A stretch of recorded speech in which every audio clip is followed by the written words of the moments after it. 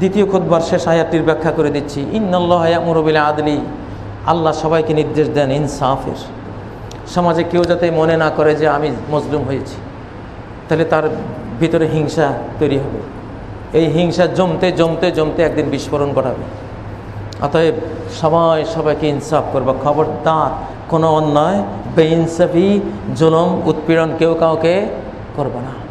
এই জন্য বিশ্ব শান্তির জন্য আরেকটি আয়াত প্রতিদিনেই দ্বিতীয় খুতবায় আয়াতটি আমরা পড়ি, ইন্নাল্লাহা ইয়া'মুরু বিল আদলি, ইনসাফ করো। একজন তোমার দাঁত ভাঙলে, একটা দাঁত ভাঙলে একটা দাঁতে ভাঙতে পারো, ইনসাফ। দাঁত ভাঙছে একটা, তুমি 32টা দাঁতে উড়ে দিলে। এখন তুমি মজলুম ছিলে আগে, এখন তুমি জালিম। এমন করো না, ইনসাফ করো। আর পারলে যদি মাফ করে দাও, ওয়াল ইহসান বিল আদলি ওয়াল ইহসান, ইনসাফ করো।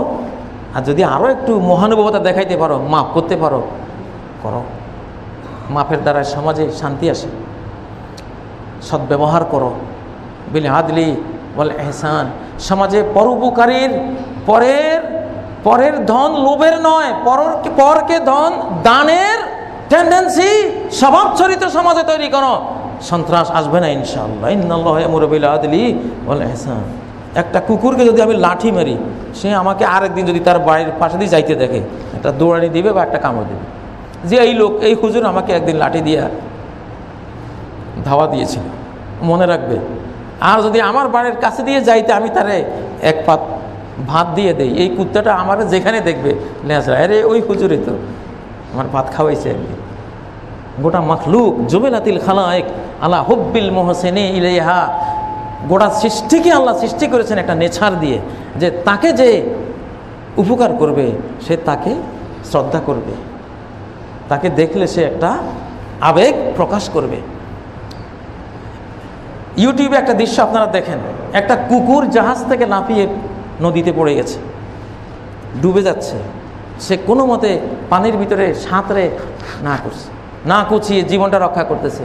একটা ডলফিন এসে কুত্তাটাকে মাথার উপরে ঠেলে নিজের পিঠের উপরে বসিয়ে কি সুন্দরে জাহাজের কিনারে এসে ধরলো, আর কুকুরটা লাফ দিয়ে উঠলো।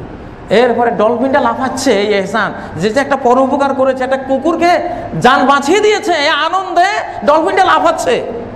কুত্তায় আবার খালি এমন করে, মানে মনে হয় যেন সে যদি বক্তা হইতো আমার মতো, তাহলে একটা খুতবায় দিয়ে ফেলতো। কুত্তাটা যে অবস্থা আমি দেখলাম, গোটা সৃষ্টি জগৎটাই হলো দয়া মায়া দিয়ে আল্লাহ সৃষ্টি করেছে। প্রিয় ভাইয়েরা, ইন্নাল্লাহা ইয়া'মুরু বিল আদলি ওয়াল ইহসান, আল্লাহ ইনসাফের নির্দেশ দিচ্ছেন, ওয়াল ইহসান, সৃষ্টির প্রতি দয়া করো, দয়া নির্দেশ দিচ্ছেন।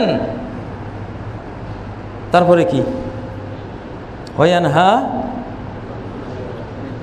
আনিল ফাহশাই ওয়াল মুনকারি ওয়াল বাগি, অশ্লীলতা বর্জন করো, ঘৃণিত কাজ বর্জন করো, একে অপরের প্রতি জুলুম করা বর্জন করো। 5টি পয়েন্টের উপরে যদি কেউ গবেষণা করে, ইনশাআল্লাহ সমাজকে সে জান্নাতে রূপান্তরিত করতে পারবে।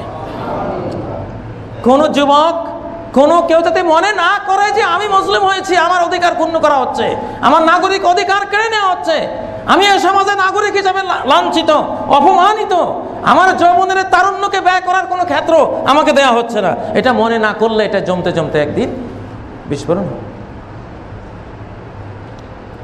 ধর্মের বাইরে যে যুবকরা চলে, তাদের তো তারুণ্যের শক্তিকে ব্যয় করার জন্য খেলার ফিল্ডের অভাব নাই, নাটকের অভাব নাই, ছায়াছবির অভাব নাই, প্রতিযোগিতার অভাব নাই, টাকার গাড়ি বাড়ির কোনো অভাব নাই। একটা ক্রিকেটার ছক্কা একটা মারে, কি ওভার বাউন্ডারি করে, সে কোটি কোটি টাকার মালিক। আর একটা ধার্মিক যুবক, কি নীতিবান, কি আল্লাহ, সে যেদিকে যায় সবাই বড় বড় ছেলে, এটা মনে হয় অন্য কিছু, খালি সময় আমার তো কোনো জায়গা নাই, আমার এই যৌবন আল্লাহ দিয়েছেন, আমি তো ওর থেকে শক্তিশালী, আমার এই তারুণ্য রাখি কোথায়, যৌবনের উচ্ছ্বাস ব্যয় করি কোথায়?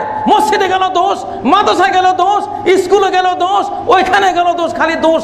এই যখন তারুণ্যকে চাপা দেওয়া হয়, এক শ্রেণীর তরুণদের তারুণ্যকে যদি চাপা দেওয়া হয়, এটাই তখন বিদ্রোহ করে বিস্ফোরিত হয়। মহাবিদ্রোহী রণক্লান্ত, আমি সেই দিন হব শান্ত, যেদিন আকাশে বাতাসে, যেদিন উৎপীড়িতের ক্রন্দন রোল আকাশে বাতাসে ধ্বনিবে না, অত্যাচারীর খড়গ কৃপান ভীম রণভূমে রণিবে না, আমি সেই দিন হব শান্ত, মহাবিদ্রোহী রণক্লান্ত। এই জন্য কোনো তরুণদের তারুণ্যকে চাপা দেওয়া যাবে না। ধর্মীয় তরুণদেরকে রাষ্ট্রের নেতৃত্বে প্রতিযোগিতা লাগিয়ে দিতে হবে, এমন সব সমাজকর্মে লাগিয়ে দিতে হবে, তারুণ্যের শক্তিটা ওই সমাজকর্মে ব্যয় হয়ে যাবে, বাড়তি শক্তি থাকবে না সন্ত্রাস করার জন্য। তার তারুণ্যের শক্তিকে ব্যয় করার জন্য বিবাহ করে দেন। আর কোনো জায়গা পাচ্ছেন না, পরিবার গড়ে দেন। তোর তারুণ্যের শক্তি স্ত্রীর কাছে, পরিবারের কাছে গিয়ে ব্যয় করে ফেলা। যত সন্ত্রাস, এখানে বিবাহিত যুবকরা নাই, খুব কম, ভুলে ভালে দুই একটা হতে পারে, সব হলো অবিবাহিত। তা তারুণ্যের শক্তি ব্যয় করা জায়গা পায় নাই, অজায়গায় চলে গেছে। এই জন্য বিয়ে করাই দেবেন বাপেরা, এখন তো ঠেকছেন, বলা ফাইন তাড়াতাড়ি বিয়ে করা, ইনশাল্লাহ বইয়ের মায়ায় এগুলি সন্ত্রাসের পথে যাবে না।